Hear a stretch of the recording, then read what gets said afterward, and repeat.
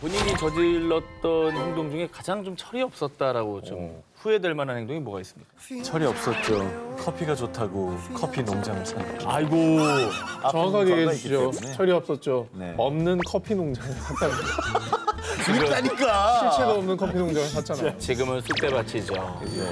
그렇습니다. 여러분, 누구에게나 철이 없어서 때로는 무모하기까지 했던 시절이 있지 않겠습니까? 그런데 오늘의 특종 주인공들은 철이 없어서 너무 없어서 결국엔 대형 사고를 치고 말았습니다.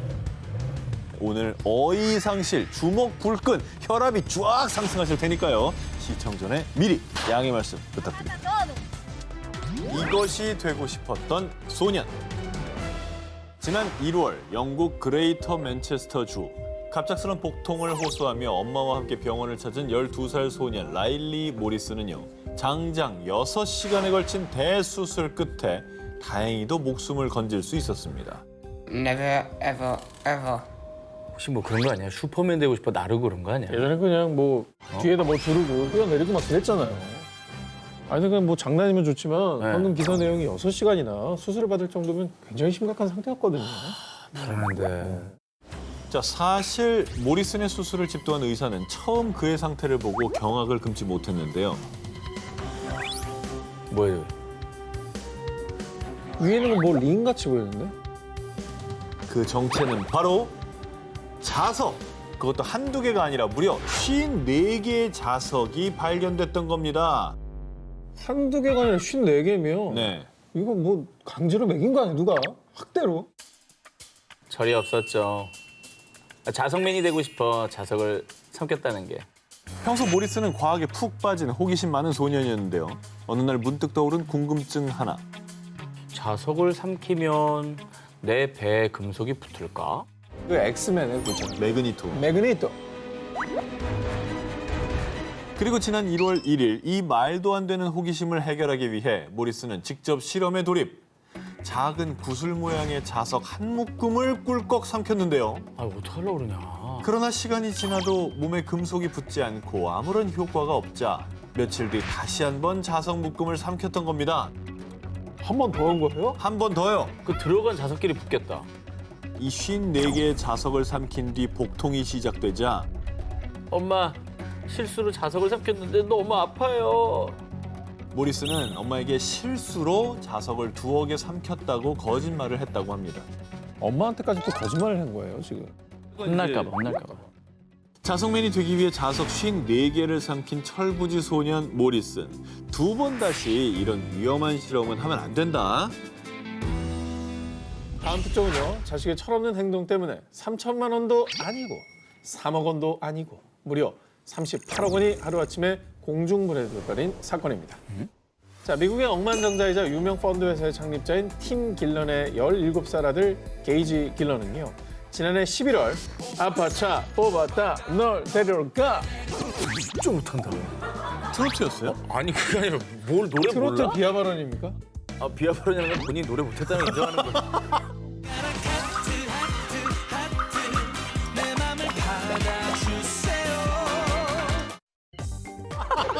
무슨 얘기를 하는 거예요, 지금 도대체. 친구와 함께 드라이브를 즐기러 아빠 자동차를 끌고 나왔습니다.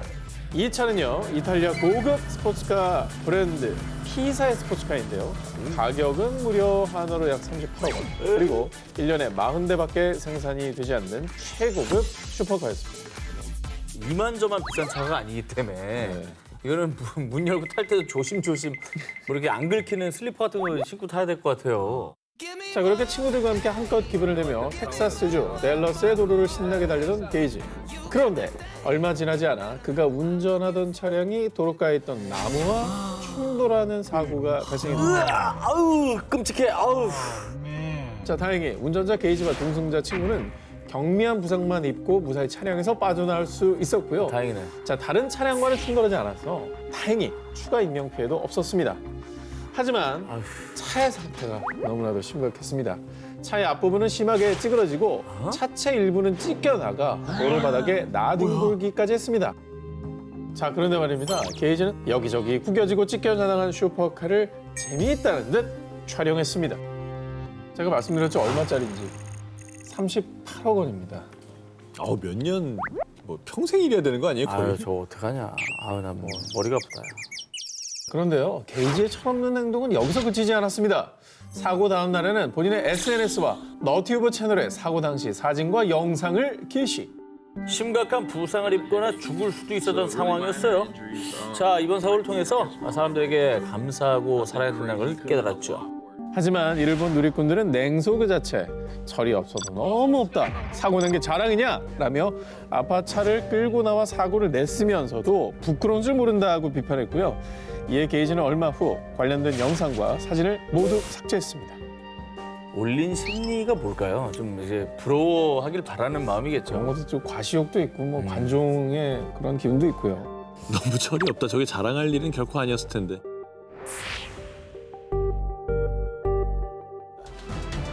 명문대 의대생 딸의 은밀한 비밀. 잊지 말자. 나는 어머니의 자부심이다. 터키 안타키아에 사는 불세렌 보즈쿠르트에게도 보기만 해도 배부른 딸이 있었습니다. 아유, 오늘 비도 많이 오는데 좀 쉬지. 안 힘들어요? 아유 힘들긴. 우리 딸이 영국에서 공부하느라 더 힘들지. 내가 번 돈을 딸에게 줄 수 있어서 얼마나 좋다고. 아, 딸이 옥스퍼드 의대생이라고 했죠. 얼마나 자랑스러우세요. 영국 옥스퍼드의 의대생인 자랑스러운 딸. 메르베의 학비를 대기 위해 어머니 굴세렌은 비가 오나 눈이 오나 5년 넘게 공동묘지 앞에서 힘들게 꽃을 팔아왔지만요. 힘들다고 생각하지 않고 딸을 위해 기꺼이 헌신. 그리고 이 모녀의 사연은 올해 터키 한 방송에 소개되며 사람들에게 큰 감동을 안겼습니다. 아이고, 몸은 힘드시겠지만 마음은 얼마나 행복하시겠습니까? 예. 딸도 이제 저런 노력을 아니까 더 열심히 공부하지 않을까요? 참 우리는 애만 잘 된다 그러면 부모들은 뭐든지 할 수 그러니까 있는 거 뭐든 같아요. 하지 뭐. 그렇습니다.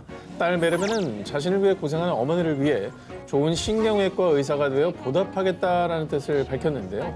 그리고 방송 이후 옥스퍼드 대학엔 모녀의 사연에 감동한 사람들의 장학금 지원 문의가 빗발쳤습니다. 그런데 메르베라는 학생은 우리 학교에 없는데요. 오늘 주제가 안심할 수 없는 주제예요. 알고 보니 명문대학교 의대생이란 타이틀은 모두 딸 메르베의 새빨간 거짓말. 메르베는 터키를 벗어난 적도 없는 데다 이스탄불에서 부동산 중개업을 해왔고요. 심지어 그녀는 어머니를 속이기 위해 의사 가운을 입은 사진까지 보내며 무려 5년이나 어머니가 준 돈을 낼름 받아 쓰는 철없는 불효녀 그 자체였습니다. 그 학비가 얼마나 비쌌겠어. 엄마 허리가 휘는데. 돈도 돈이지만 이 사실을 알았을 때 무너질 엄마의 마음이 난 너무 안타깝다. 그래, 차라리 모르셨으면 좋겠다. 아니, 의사 가운 입고 이렇게 사진 찍어 보내면서 죄책감이 하나도 안 들었을까? 단순히 철이 없다고 하기에는 엄마한테 너무 큰 죄를 지었다 이거. 아니, 근데 왜 거짓말을 한 거래요? 자, 불효막심한 딸이 명문대생 코스프레를 한 이유. 좋은 대학에 못 가면 학비를 안 줄까 봐 그랬어요. 하지만 엄마를 속상하게 해서 나도 마음이 아픕니다. 할 소리야 그게. 아유. 아니, 철도 없고 너무 머리도 나쁜 게 방송까지 했다는 그 방송은 왜 나가? 왜 나가? 관종이야? 일을 하면서 또 어머니 돈까지 받아 쓴 게 저는 진짜로 이해가 안 돼요. 아니 좋은 대학을 가면 엄마가 좋아했겠지. 근데 좋은 대학을 못 가면 그것 때문에 뭐 엄마가 뭐 의절을 하겠어요? 분노하겠어요? 그냥 그래도 딸은 딸이지. 모든 자식은 어머니의 자부심입니다. 하지만 그 자부심에 걸맞는 정말 부끄럽지 않은 자식이 되어야 되지 않을까요?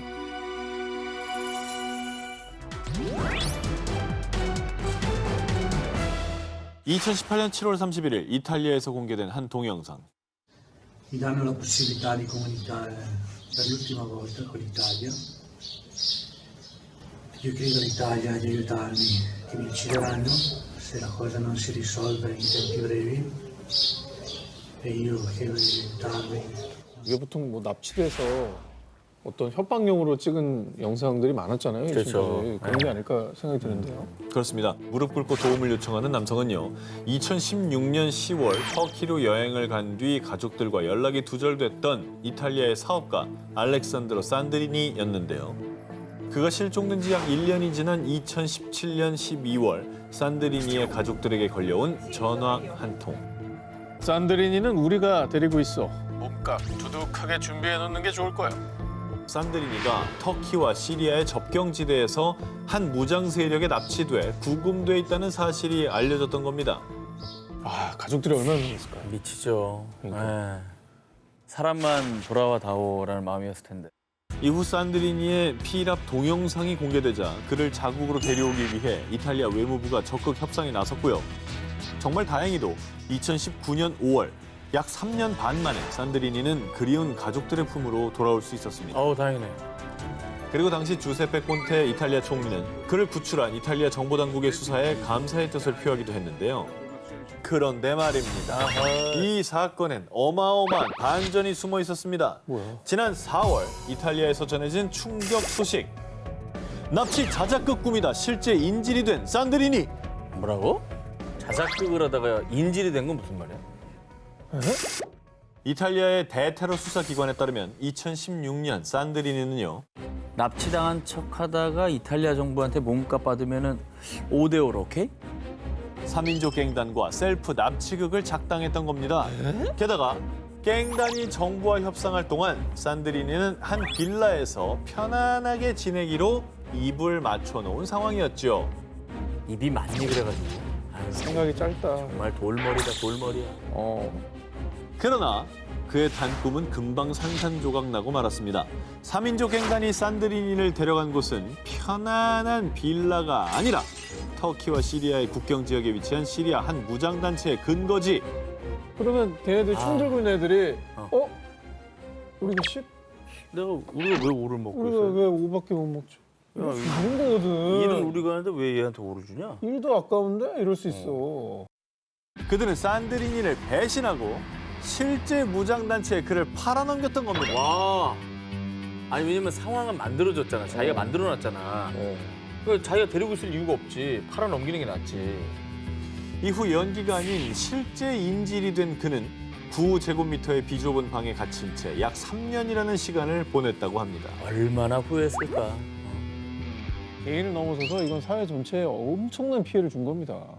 가족들 속 탄 거는 왜 생각을 안 할까? 그러니까 아유, 이게 뭐 스스로 한 일이라서 참 자업자득이라고밖에 할 수 없네요. 그러니까. 돈 때문에 셀프 납치극을 벌인 남성의 최후. 과거 자신의 철없는 행동이 얼마나 많은 사람들에게 피해를 줬는지 깨닫고 제대로 반성하길 바랍니다.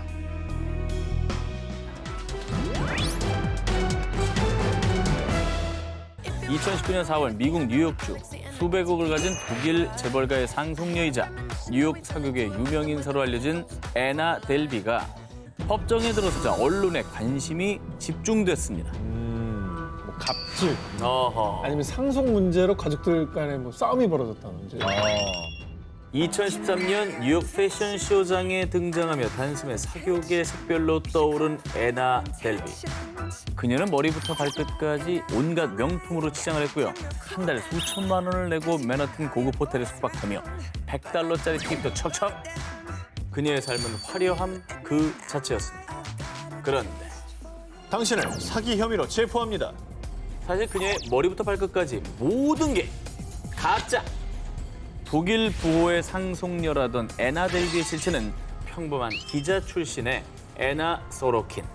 그녀는 파리에서 패션지 기사를 쓰며 화려한 상류 사회에 대한 동경을 갖게 됐고요. 그렇게 그녀의 철없는 가짜 상속녀 놀이가 시작됐습니다. 먼저 그녀는 사업 계획서를 위조해 은행에서 약 2억 3,400만 원을 대출받았고요.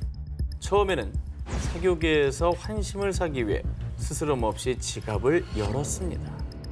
하지만 그녀의 철없는 가짜 상속녀 놀이는 걷잡을 수 없는 사기 행각으로 이어지게 됩니다. 독일 은행에서 바로 이체가 안 되네. 나중에 입금해 줄 테니 돈 좀 빌려줘. 지인들과 떠난 모로코 여행에서 약 7천만 원의 비용을 지인에게 떠넘기거나 호텔 숙박비도 핑계를 대며 미루는 등 애나의 행동을 수상하게 여긴 지인들에 의해 결국 절도와 사기 혐의로 체포. 그런데 그녀의 진짜 정체가 발각됐음에도 할리우드 스타일리스트를 고용해서 명품 옷을 입고 재판장에 등장하는가 하면 옷이 마음에 안 든다며 재판을 거부하기도 했는데요. 뿐만 아니라 사람들이 멋대로 내가 부자라고 착각한 걸 어쩌라고요. 그리고 내가 죄책감을 가지면 진짜 거짓말하는 게 되잖아요. 무슨 말이야? 거짓말 안 했다는 거야? 난 이해가 안 가요, 일단. 저 대사는 뭔지 모르겠는데요? 자기가 죄책감까지 갖지 않겠다. 아, 정말 참신하다. 왜냐하면 난 거짓말을 하지 않았기 때문에. 아, 2019년 최대 12년형의 징역을 선고받은 애나는 올해 2월 가석방으로 출소. 그리고 그녀의 이야기가 영화로 제작된다는 소식에 또 한 번 화제의 중심에 섰습니다. 하지만 언론에서 떠드는 자신의 이야기들을 자랑스럽게 SNS에 게재하는 등 여전히 반성하지 않는 모습을 보였고요. 미국 이민당국은 러시아계 독일인인 그녀의 체류 기간이 지났다며 다시 교도소에 구금. 여전히 트러블 메이커로 악명을 떨치고 있습니다. 상류 사회의 삶을 동경해 거짓으로 만든 세상에 갇힌 그녀. 가짜로 만든 성은 무너지기 마련임을 깨닫고요. 진짜 자신의 삶을 찾아보기 바랍니다.